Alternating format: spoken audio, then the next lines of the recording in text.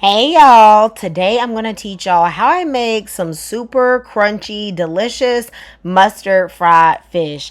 Now y'all have seen my mustard fried chicken. I hit y'all with the mustard fried pork chops.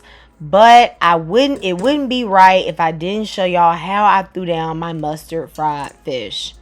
Fried fish and summertime to me go hand in hand. My family has one of the longest running family reunions in the USA, and I'm not joking. We have been having family reunions for over 90 years consistently, and something we always have is fried fish being fried on site, y'all. And I know my family is not the only one. So, guys, I definitely know some fried fish. Today I am using suede. It was frozen, and of course you saw me rinse the fillets. You can use whiting or catfish, whatever type of fish you like. Now typically, especially if you're doing it reunion style or just a lot of fish, you are going to use a seasoned fish fry. That way you actually don't have to handle any extra seasonings at all, but peak the sodium content. Okay, if you got hypertension, baby, watch out. All right. Now, if you use something like this, do not add any extra seasonings to the fish at all. You could also use one of the fish fries that says season to taste. Now that is basically some corn flour and some cornmeal. It's just pre-mixed together in the proportions that a lot of people like, but it has nothing else in it. To this, you need to actually add seasonings. Now I'm going to show you how I use the one that does not have any seasonings today. You could buy that, or you can even just get fine ground cornmeal. Sometimes I would mix that with a little bit of cornstarch or a little bit of medium ground cornmeal, and you will get the same thing as the season to taste pre-mix bag. All right, so I'm only using 3 seasonings today: lemon pepper, Cajun seasoning, and garlic powder.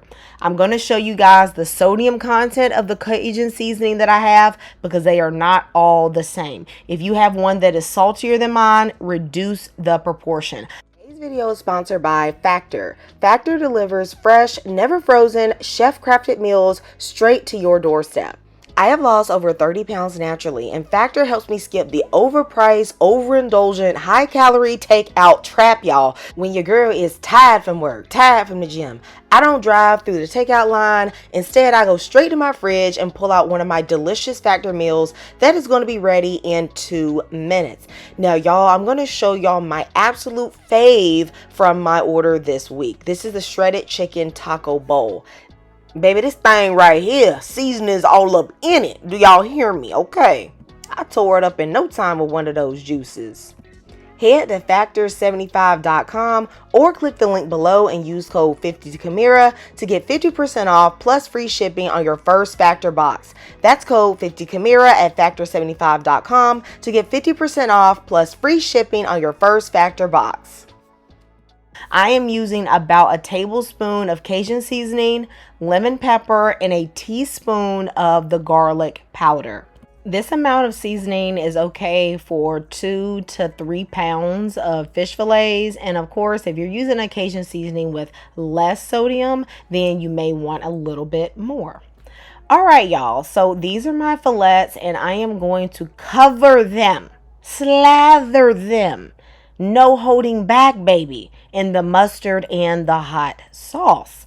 I know some of y'all are like, girl, okay, I don't want too much mustard on mine. You have to realize this is the binder, and you will not get a mustardy taste.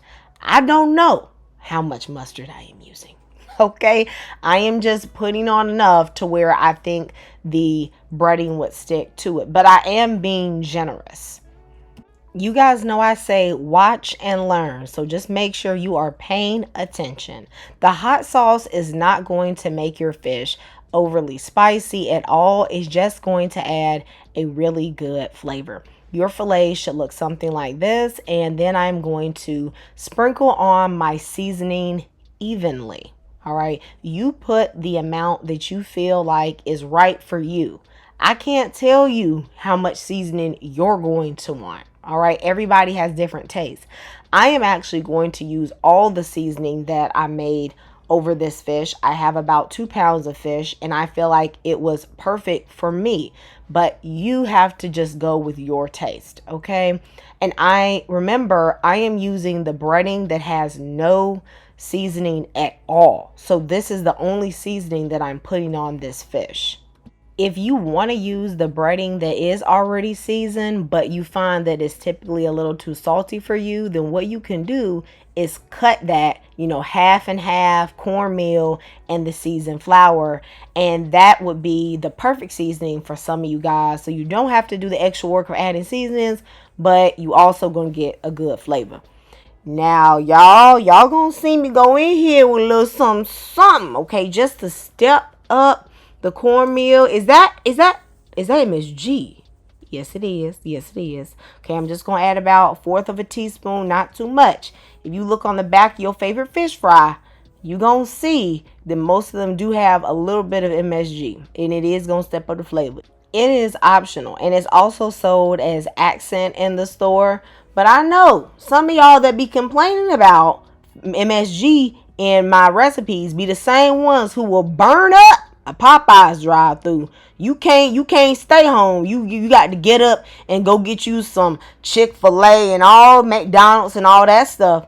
And they shown up be using MSG and flavor enhancers and all that stuff. Okay, but this, honey, this is a fish fry. Okay, people do fish Friday, not fish fried every single day. All right, just a little bit in moderation and you be all right. Okay, so what I'm going to do is cover my fish well with the coating. So I like to press it on, shake it off, press it on again to make sure there are not any gaps.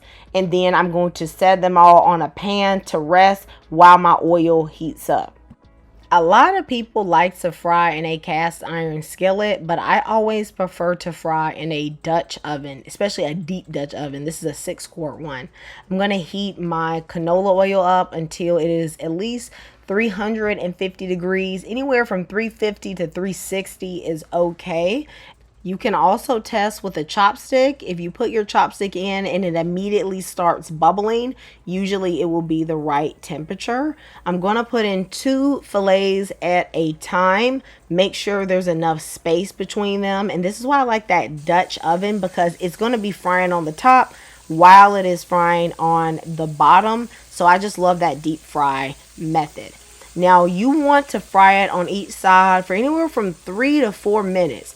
It depends if you like hard or soft fried fish. I prefer more of a hard fry. So in total, I'm going to fry each fillet for about 7 minutes, maybe 8, depending on how thick it is. And ooh, is that a shrimp? Come here.